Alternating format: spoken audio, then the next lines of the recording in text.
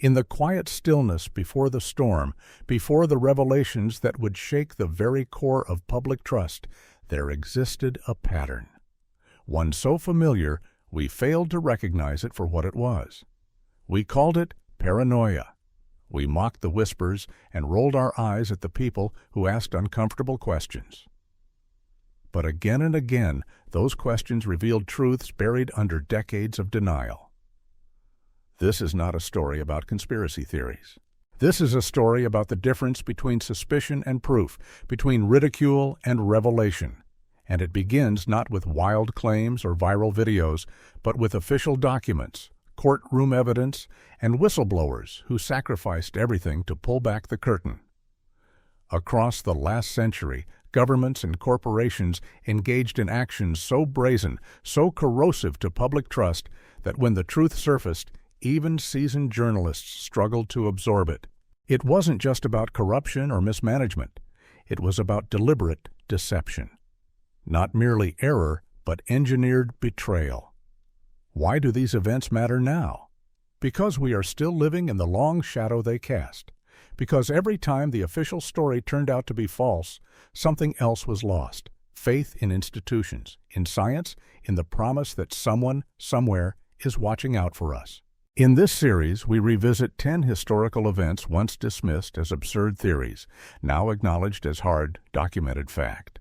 From political espionage in the highest office of the land, to secret medical experiments that weaponized trust, to corporate schemes that valued profit over human life, these stories aren't just cautionary tales. They are blueprints.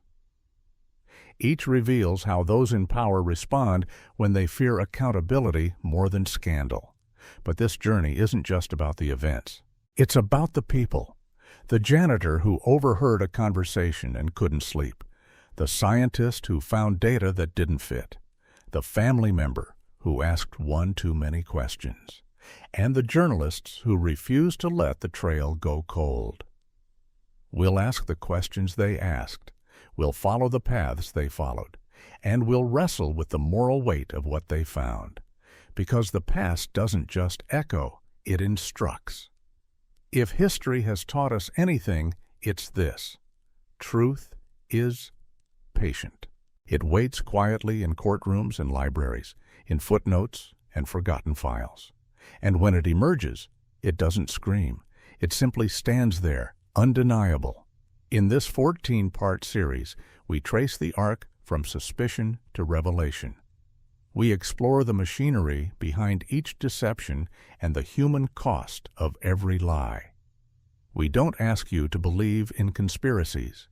We invite you to examine the record. This is a story not about belief, but about evidence. About what happens when what was once unimaginable becomes irrefutable. Welcome to the first step in uncovering the truths that were once buried. What follows is not speculation. It is history. And history, when listened to carefully, still has something to say. It began, as so many stories do, with a door forced open in the dead of night. June 17, 1972. Washington, D.C. The headquarters of the Democratic National Committee, tucked inside the Watergate complex, was quiet until security guards noticed something unusual. Tape on the door latches. A team of intruders inside. They weren't just petty burglars, they had wiretapping equipment, cameras, cash, and more importantly, connections. At first, the narrative was simple. An overzealous group of political operatives caught red-handed. The administration labeled it a clumsy, unauthorized attempt with no connection to the president. But two journalists at the Washington Post refused to let it go. Bob Woodward and Carl Bernstein followed a trail that led from the arrested men to high-level officials within the Nixon re-election campaign. Then further, into the very offices of the White House. What unfolded over the next 2 years was a political unraveling unlike anything seen before. The theory that the highest levels of government had orchestrated a break-in, conducted surveillance on political opponents, and then conspired to cover it up was too far-fetched for most. And yet, day by day, detail by detail, the picture sharpened. Whispers of a conspiracy were quickly met with derision. Administration officials called it partisan fiction. The president himself dismissed it as a witch hunt. But behind closed doors, the truth was being documented, on tape, in meetings, in memos. The break-in was just one thread. The cover-up was where the real rot lay. Payments were made to silence the burglars. The FBI investigation was obstructed. Campaign funds were misused, and the public was lied to repeatedly. The most powerful office in the country had been turned into the command center of a criminal operation. The final blow came when secret White House recordings were subpoenaed.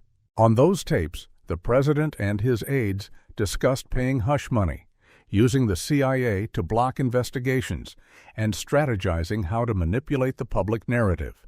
There was no longer room for interpretation. The conspiracy was no longer a theory. In the aftermath, dozens of officials were convicted. The president resigned in disgrace. What had begun as a whisper of suspicion ended as the most thoroughly documented political scandal in American history. What does this moment teach us? That the machinery of power, when left unchecked, can corrode even the office of the president. That the first response to being exposed is often denial, followed by attacks on truth-tellers, and that the phrase conspiracy theory can become a shield for those with the most to hide.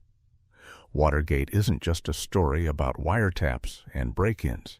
It's a story about how fragile public trust really is, how easy it is to dismiss the truth when it's inconvenient, and how important it is to keep asking questions, even when the answers threaten the very foundations of power.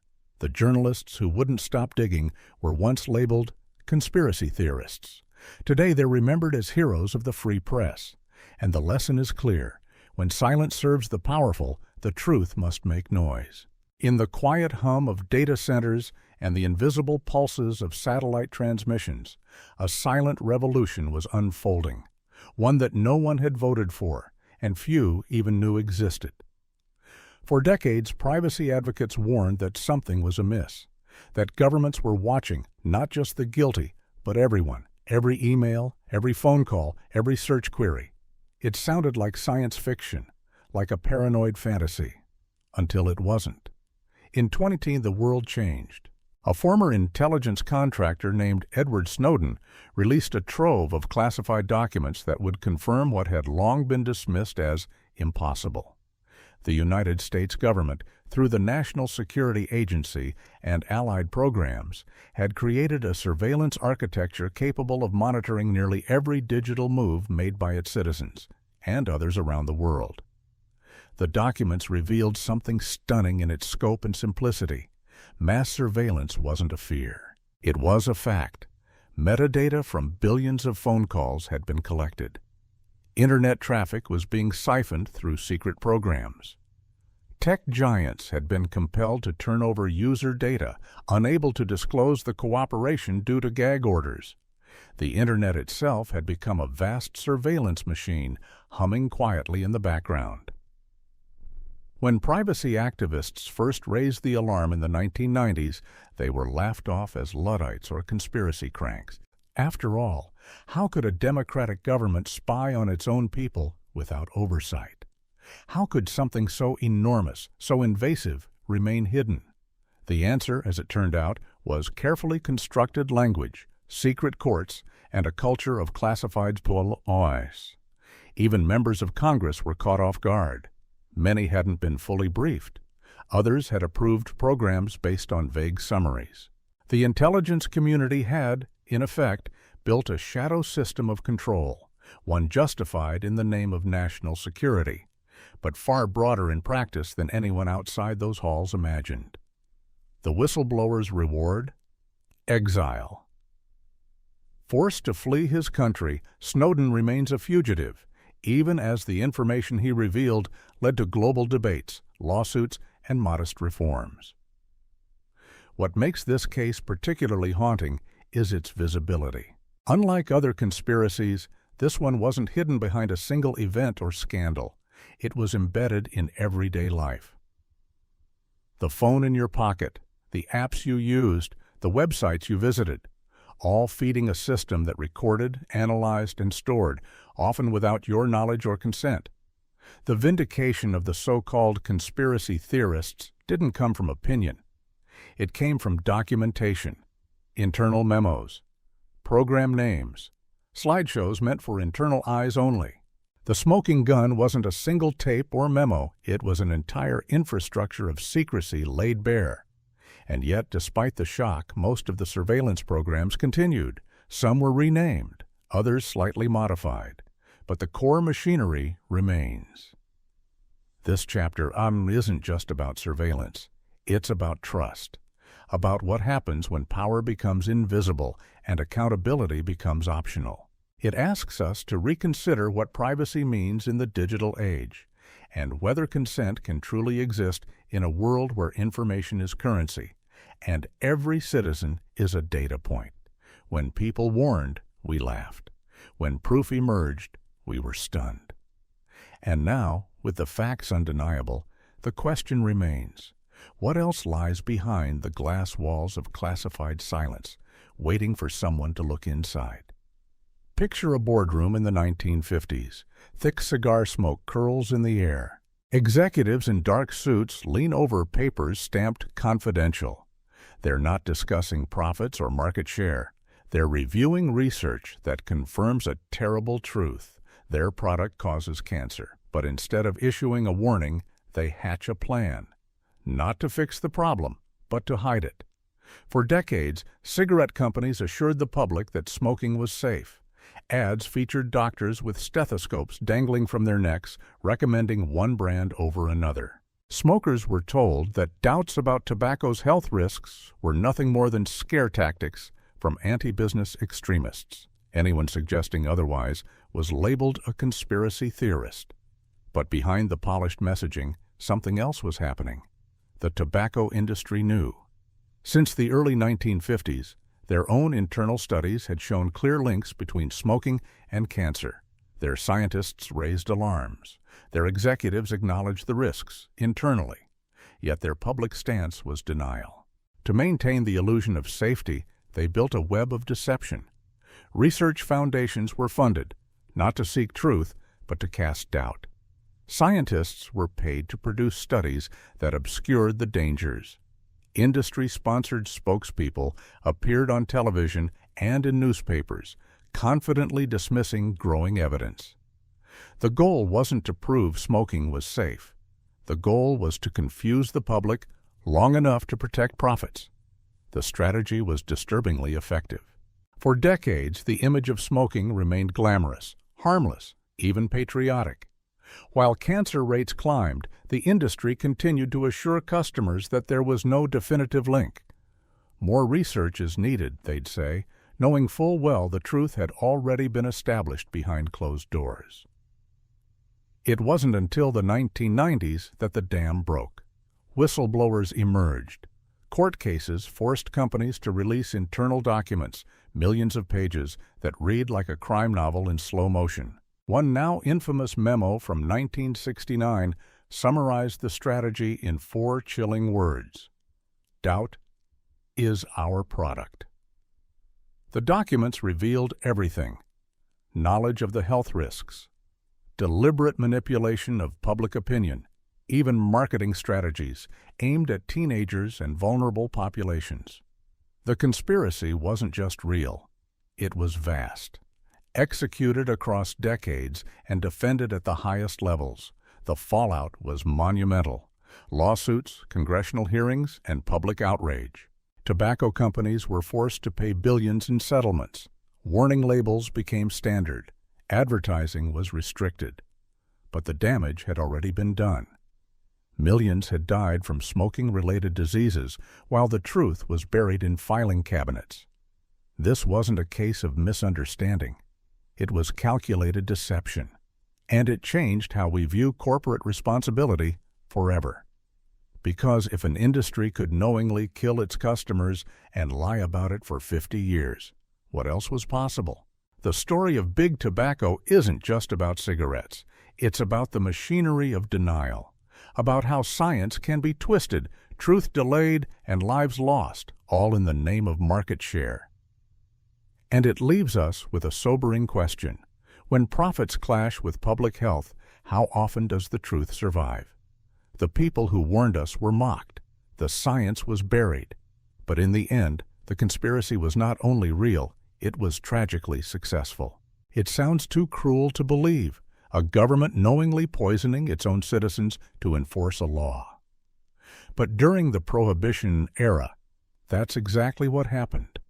The 1920s were marked by roaring jazz, speakeasies, and a national war on alcohol. The Volstead Act had made liquor illegal, but the thirst for it hadn't disappeared. Bootleggers thrived, and illegal alcohol flowed freely.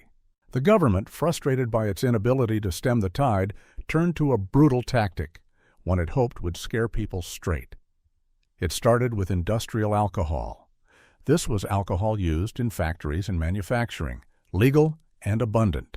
But bootleggers found ways to steal it, redistill it, and sell it as drinkable liquor. To stop them, the U.S. government ordered that industrial alcohol be denatured, made undrinkable by adding toxic chemicals.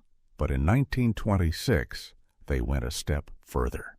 They didn't just make it taste bad, they made it lethal. Methanol, benzene, chloroform, substances known to cause blindness, organ failure, and death, were added in increasing concentrations. The government knew full well that bootleggers would still sell the tainted alcohol. They knew that unsuspecting Americans would drink it. They did it anyway. When people began dying in large numbers, the government pointed fingers elsewhere. They blamed reckless bootleggers, poor distillation, and lack of public morality. Officials denied that the deaths were the result of policy. The press often echoed those denials, branding any suggestion of government responsibility as the ramblings of prohibition-hating agitators. But the evidence piled up. In New York City alone, over 1,200 people died from poisoned alcohol in a single year. Nationwide, the toll climbed into the tens of thousands. Hospitals were overwhelmed with cases of sudden blindness and unexplained death. Medical professionals began to suspect the truth. Decades later, historians unearthed the records. Internal memos and policy documents made it clear. The government had intentionally escalated the toxicity of industrial alcohol as a deterrent. Officials argued it was necessary to enforce the law. They believed the deaths would serve as a warning. The result was a silent war on citizens. No trials, no due process. Just a bottle, a drink, and a sudden collapse. The victims weren't criminals in the traditional sense. They were ordinary people trying to escape the harshness of the era with a moment of escape or celebration. What makes this story so chilling is the justification. Those who died were written off as lawbreakers who got what they deserved. Their humanity was erased by their disobedience. This logic, this willingness to sacrifice lives for principle, echoes through history. Prohibition eventually ended, and the poisoning program faded into obscurity. It wasn't part of the textbooks. It wasn't acknowledged in public discourse. Only through persistent research did the truth come to light.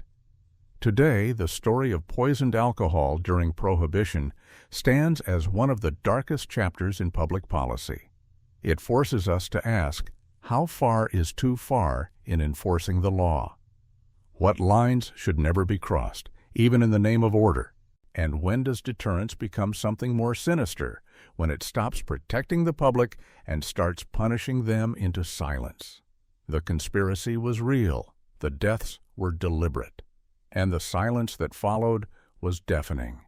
Imagine being handed a prescription, trusting your doctor, and taking a drug that promises relief, only to discover, years later, that the medication carried dangers you were never told about.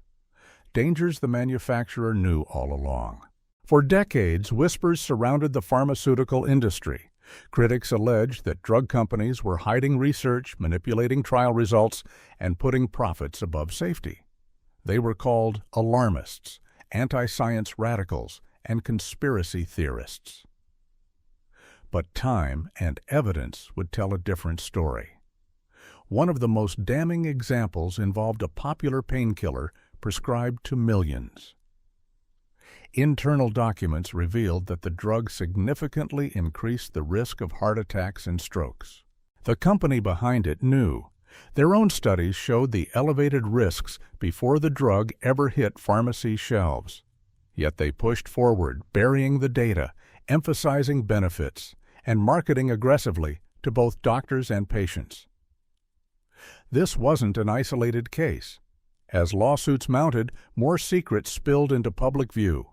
Legal discovery unearthed emails, trial results, and marketing plans that painted a disturbing picture. Drug companies routinely conducted clinical trials showing their medications were dangerous or ineffective, then quietly shelved those findings. Only positive results were published. The rest were hidden away. The result? Medical journals and prescribing doctors were working with incomplete, misleading data. Patients were prescribed medications based on a version of the truth curated by corporate interests. In some cases, the consequences were fatal. A particularly disturbing example involved an antidepressant marketed to teenagers. Internal research showed it was not only ineffective for that age group, but also increased the risk of suicidal thoughts. Instead of warning the public, the company buried the data and funded studies that painted a rosier picture. They even engaged in ghostwriting, paying medical writers to produce favorable articles, then convincing prominent doctors to sign their names to lend credibility. This systematic manipulation extended far beyond a few bad actors. Estimates suggest that half of all clinical trials, especially those with negative results, are never published. When a drug appears safe and effective in the literature, it may simply be because the unfavorable studies were buried. And yet the consequences were often swept aside with settlements. Companies paid billions in fines, but rarely admitted wrongdoing. No executives went to jail. The system kept spinning. Critics who raised these issues early on were labeled conspiracy theorists, but with each court case, each leaked memo, their warnings proved prophetic. The pharmaceutical industry wasn't just making mistakes. It was making decisions, conscious, calculated choices to suppress truth in favor of profit. This isn't a condemnation of medicine or science. It's a recognition that science, when entangled with money, can be distorted. When the financial incentive to mislead outweighs the cost of being caught, deception becomes a business strategy. The legacy of these scandals isn't just financial, it's personal. It lives in the families who lost loved ones to preventable drug complications, in the patients who trusted, took their pills, and paid a price they never agreed to. And it raises an uncomfortable truth. When industry controls the science, who protects the patient? The so-called conspiracy theorists asked this question long before the documents surfaced. Now we know they were asking the right one. In the rural South during the 1930s, hundreds of black men were promised free medical care for a vague condition called bad blood. They were poor, they were desperate, and they trusted the doctors who came with promises. But what they didn't know was that they were being enrolled in a secret medical experiment, one that would span 40 years, cost lives, and shatter the moral credibility of American public health. This is the story of the Tuskegee study, a name that now serves as a warning more than a location. The men believed they were being treated. In truth, they were being observed. The U.S. Public Health Service wanted to study the progression of syphilis when left untreated. So they found 600 black men in Macon County, Alabama, 399 of whom had the disease, and offered them care. But that care was a lie. They were given placebos, told they had minor illnesses, and never informed of their true diagnosis. Even as penicillin became widely available and was proven to cure syphilis, the researchers made sure the men did not receive it. When some tried to enlist in the military during World War II, where they might have been treated, government officials intervened to prevent that from happening. The goal of the study was simple and chilling: to see what happened when syphilis went untreated, not in rats, not in theory, but in human beings. For 4 decades, the government watched as these men went blind, suffered mental deterioration, and died. Wives were infected. Children were born with congenital syphilis. And still, the study continued. When rumors began to surface in the 1960s, officials denied any wrongdoing. The idea that the government would deceive its own citizens, particularly its most vulnerable, was labeled a paranoid conspiracy. It took a whistleblower, a journalist, and a national outcry to bring the truth into daylight. In 1972, the story broke. The public was horrified. Congressional hearings followed. The study was halted, but the damage had already been done. No amount of apology could undo what had happened. President Clinton issued a formal apology in 1997, acknowledging the government's betrayal. By then, most of the men involved had died. What's particularly chilling about the Tuskegee study isn't just the deception, it's how long it lasted. Decades passed in which respected doctors, scientists, and public health officials knew what was happening and said nothing. Some even believed the ends justified the means. That scientific knowledge was worth the sacrifice. This wasn't rogue actors. This was institutional, funded, organized, and defended at the highest levels. And it revealed a brutal truth. In the eyes of the system, some lives were seen as expendable. For generations, this experiment has shaped how many people, particularly in black communities, view the medical system. And with good reason. When they speak of mistrust, it isn't theoretical. It's historical. The so-called conspiracy that the government used black men as human guinea pigs wasn't just true. It was worse than anyone had imagined. And it leaves us with a vital question. How do you rebuild trust after such a betrayal? The answer, perhaps, begins with memory, with refusing to forget, and with ensuring that silence never shields injustice again. It began with a question most people weren't asking. What if everything we thought we knew about healthy eating was shaped not by science, but by industry? For decades, Americans were warned that fat was the enemy. Cholesterol was dangerous. Low-fat diets were the key to a healthy heart. And sugar? Sugar was just empty calories, harmless in moderation. But behind closed doors, the sugar industry was writing a different story. In the 1960s, as research emerged linking sugar consumption to heart disease, the Sugar Research Foundation took action. Not by launching health campaigns or revising product formulas, but by quietly funding scientific studies to shift the blame elsewhere. Specifically to dietary fat. In 1967, a group of Harvard scientists published a highly influential review in a major medical journal. It downplayed the risks of sugar and emphasized the dangers of fat. What the public didn't know, and what wouldn't be revealed until nearly 50 years later, was that the sugar industry had paid for that study. They had reviewed drafts, influenced conclusions, and ensured their product came out looking clean. This wasn't a one-time affair. It was the beginning of a decades-long strategy. The sugar industry funded research designed to protect its interests. It paid scientists to criticize studies linking sugar to disease. It created front groups that appeared independent but echoed industry messaging. And it lobbied government agencies to base public health guidelines on compromised science. The result? A generation of dietary advice that demonized fat while giving sugar a pass. Low-fat foods flooded the market, many of them loaded with added sugars. And as Americans tried to eat healthier, obesity and diabetes rates soared. When internal industry documents surfaced in 2016, the picture became clear. This wasn't a misunderstanding. It was manipulation. The sugar industry had shaped the scientific narrative, distorted public policy, and profited handsomely while doing it. One memo even outlined how to counter negative attitudes about sugar. The plan: fund research that questioned sugar's link to disease, promote alternatives that didn't threaten profits, and marginalize critics. Sound familiar? It's the same playbook used by the tobacco industry. Even dental research wasn't spared. As evidence mounted that sugar caused tooth decay, the industry shifted blame. It funded studies promoting fluoride and oral hygiene.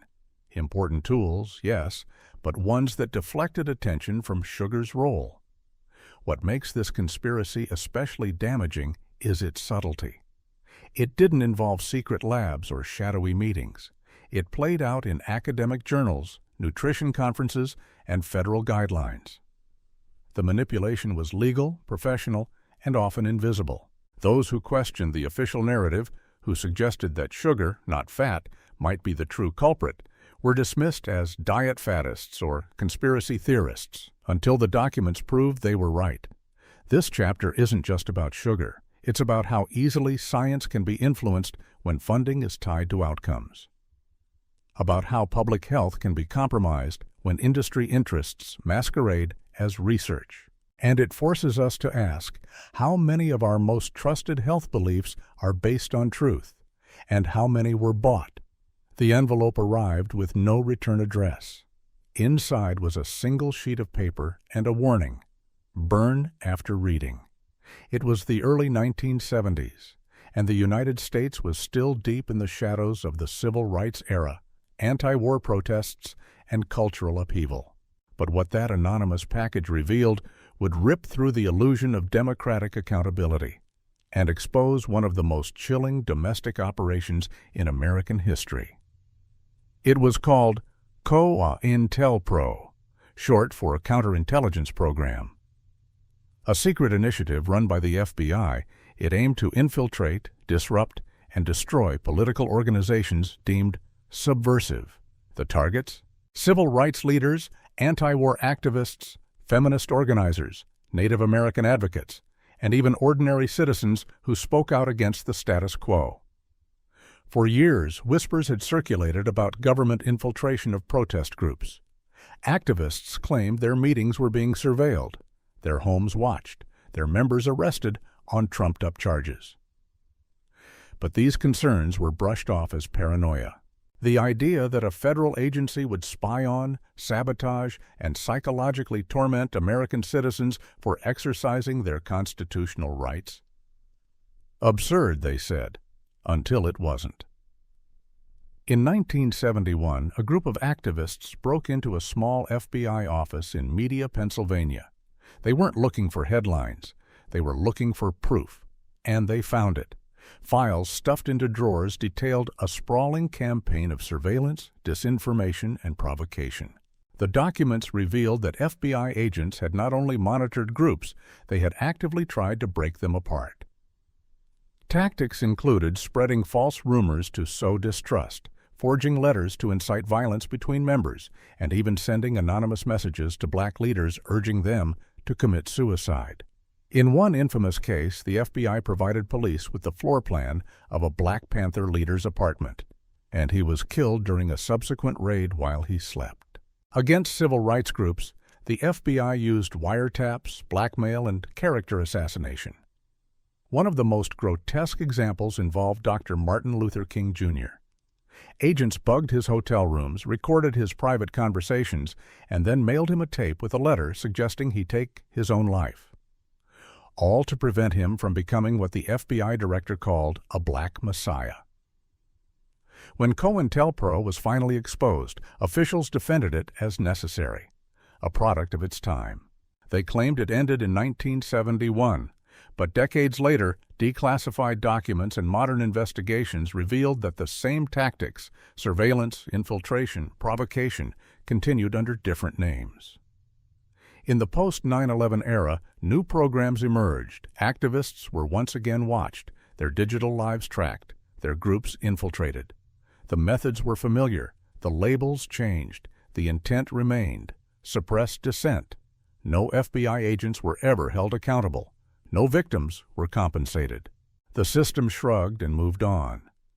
What makes COINTELPRO so devastating is how it redefined the role of a government agency.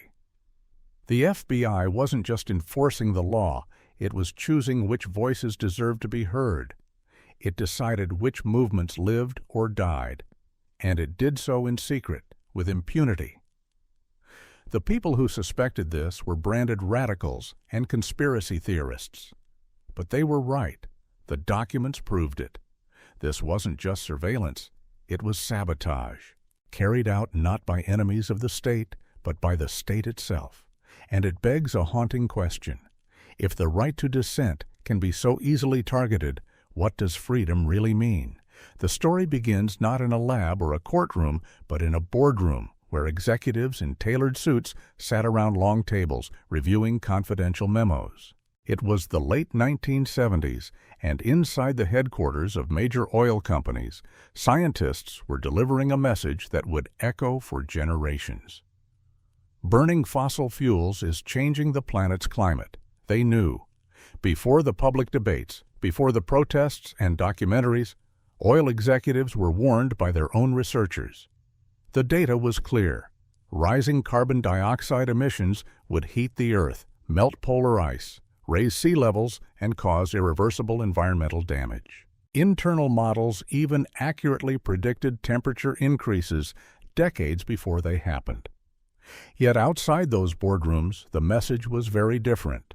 Oil companies began funding public campaigns casting doubt on climate science. They created think tanks and front groups to challenge the consensus, paid scientists to publish skeptical papers, and flooded media with talking points suggesting the science wasn't settled. What the public saw was a debate. What the industry had internally was certainty. The strategy was deliberate. One internal memo revealed the plan: emphasize uncertainty, create confusion, delay regulation. The longer the world argued about whether climate change was real, the longer fossil fuel profits could continue unchallenged. This wasn't about a difference of opinion. It was a calculated effort to distort public perception. And it worked. For decades, climate change remained a political football rather than a scientific fact. Policy stalled, emissions rose, and the window for meaningful action narrowed. Meanwhile, the companies that denied climate change in public were quietly preparing for its consequences. They used their internal research to adapt infrastructure, safeguard coastal facilities, and plan for a warmer world. They didn't doubt the science. They just didn't want the public to act on it. The truth began to surface in 2015, when investigative journalists uncovered internal documents dating back to the 1970s. These weren't vague discussions. They included detailed research, predictions, and memos that explicitly acknowledged the reality of climate change and the company's role in it. The response from industry was predictable: denial, minimization, then justification. They argued that science had evolved. That early research was inconclusive, but the documents told a different story. One of clear understanding followed by strategic deception. The impact of this cover-up is hard to overstate. While the world debated and delayed, greenhouse gas levels soared. Entire ecosystems began to shift. Communities faced rising seas, deadly heat waves, and intensifying storms. Time that could have been spent preparing was lost to manufactured doubt. The conspiracy theorists who warned that oil companies were hiding the truth were laughed at for years. Branded environmental extremists, alarmists. Now their claims stand as documented fact. What makes this betrayal particularly painful is its scope. It wasn't just a lie. It was a lie with planetary consequences. One that prioritized quarterly profits over the future of human civilization. And so, we're left with a lesson as profound as it is infuriating. When science threatens power, those in power may not just ignore it, they may bury it. The question now is not just how we respond to climate change, but how we hold accountable those who knew, who could have acted, and who chose silence instead. For decades, a strange idea floated on the fringes of public discourse. What if governments were secretly altering the weather? People pointed to unusual cloud formations, sudden climate shifts, and official documents that hinted at atmospheric experiments. The term chemtrails became a cultural punchline, shorthand for conspiracy thinking. But behind the ridicule, something real was happening. Weather modification isn't science fiction, it's history. Since the 1940s, governments have experimented with altering weather patterns, initially through a process called cloud seeding. By dispersing particles like silver iodide into clouds, scientists could stimulate rainfall. The technology was real, measurable, and publicly acknowledged in agricultural and drought response programs. But behind the curtain, the military had other ideas. During the Vietnam War, the U.S. military launched a covert program called Operation Popeye. Its goal? To extend the monsoon season and flood enemy supply routes by artificially increasing rainfall. From 1967 to 1972, aircraft seeded clouds over Southeast Asia, altering the battlefield with weaponized weather. When details of the operation surfaced, the world was stunned. Congressional hearings followed. In response to international outrage, a treaty was signed in 1977 banning weather warfare. Still, public interest waned. The idea of governments manipulating the sky returned to the realm of fantasy for most people. But the experiments didn't stop. Declassified documents revealed decades of atmospheric research, projects funded by military and civilian agencies alike. Some studied how particulates disperse in the upper atmosphere. Others explored geoengineering, the deliberate large-scale intervention in Earth's climate system to counter global warming. Proposals included spraying sulfate aerosols into the stratosphere to reflect sunlight, brightening marine clouds to increase their reflectivity, and even changing atmospheric circulation. These ideas weren't just theoretical, they were actively studied, modeled, and in some cases, tested. All largely without public debate. One project involved releasing barium and other chemicals into the upper atmosphere to study their movement. People who saw unusual clouds in suspected experiments were mocked. But the documents confirmed their suspicions. The experiments were real and deliberately hidden from public view. What's most disturbing isn't just the experimentation itself, it's the denial. Officials routinely downplayed the scale of research. They dismissed questions with vague reassurances or refused to comment entirely. And critics were labeled conspiracy theorists, their concerns lumped in with the most outlandish claims. But history shows a pattern. Programs often denied at first are later revealed to be true, not in rumors or theories, but in memos, budgets, and government archives. Today, discussions about geoengineering are growing more public. Scientists and policymakers debate the ethics of manipulating the climate to slow global warming. But many of the early studies, the foundation of today's discussions, were conducted in silence. The lesson here isn't that every claim about weather control is valid. It's that the instinct to ridicule has sometimes served as a convenient cover.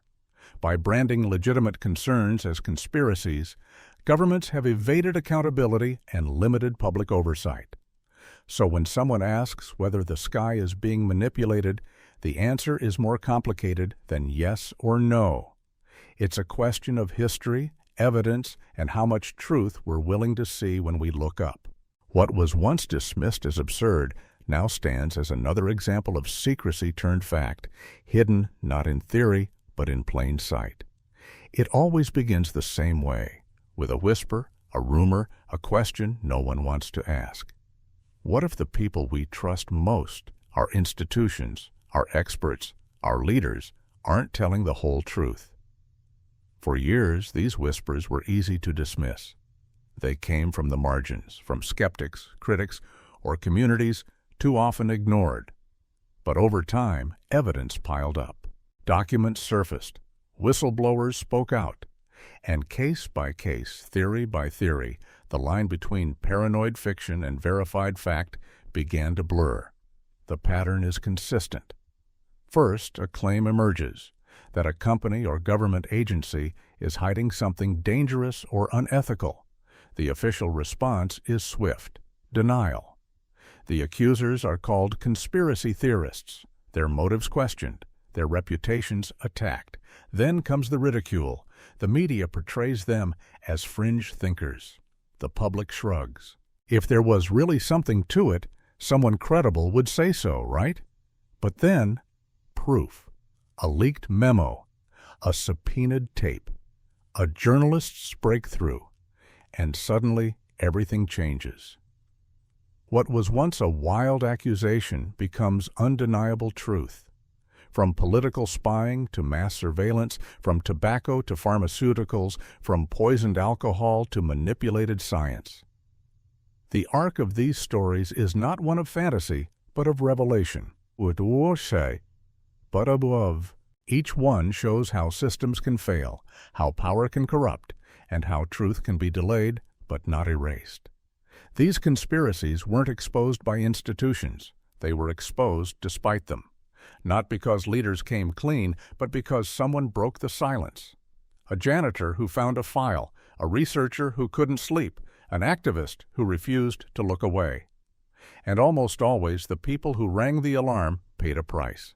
Careers ruined, lives upended, accused of disloyalty or insanity. Until the evidence caught up with the truth. The most dangerous thing about real conspiracies isn't that they exist. It's how they're buried.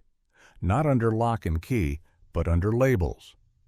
Unproven, baseless, conspiracy theory. Those words become a kind of armor protecting lies until they're too old to matter, until no one's left to face consequences. But we have to ask, how many more stories like these remain untold? How many documents are still locked away? How many whistleblowers were silenced before they could speak?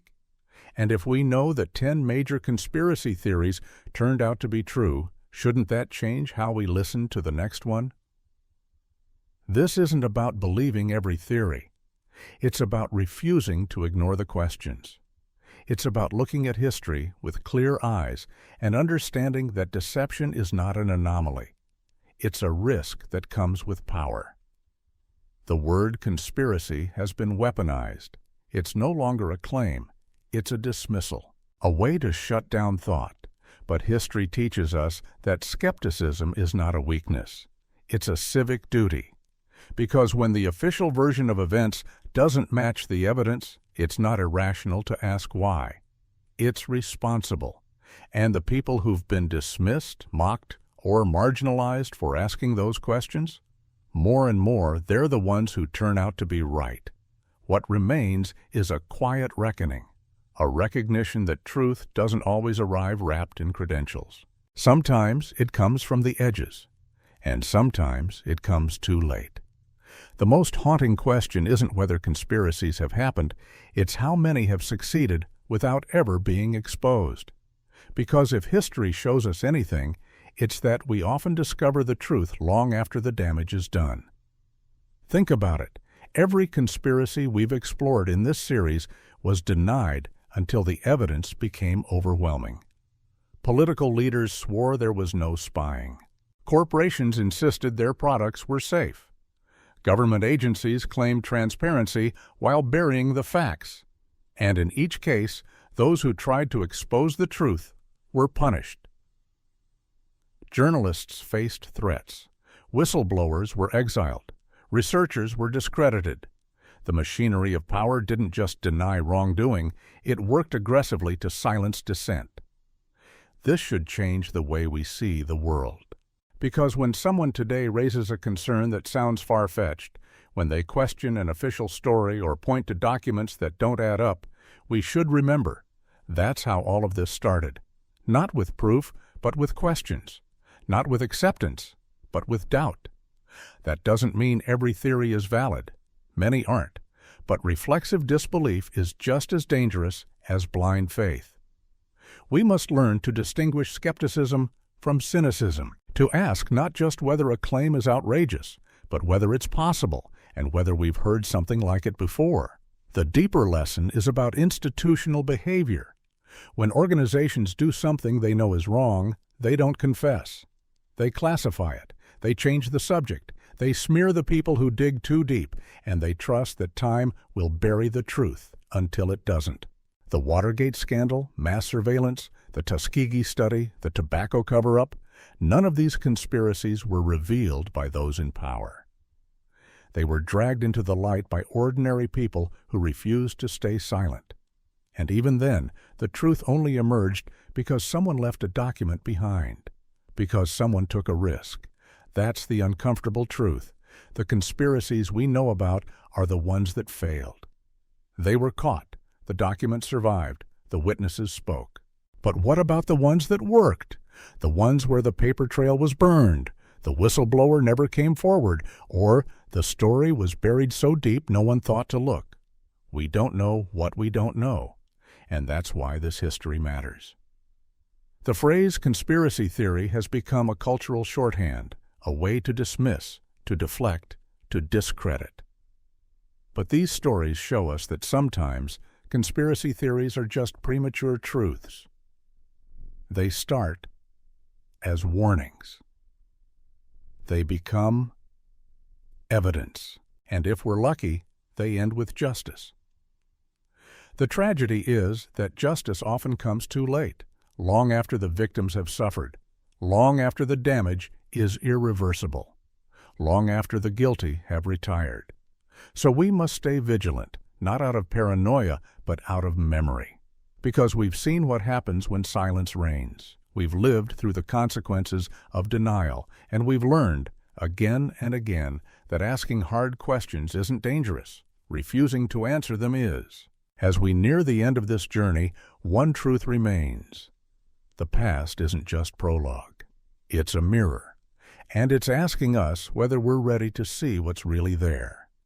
The final chapter is not about scandal or betrayal or secret documents. It's about what we do with the truth once it's known.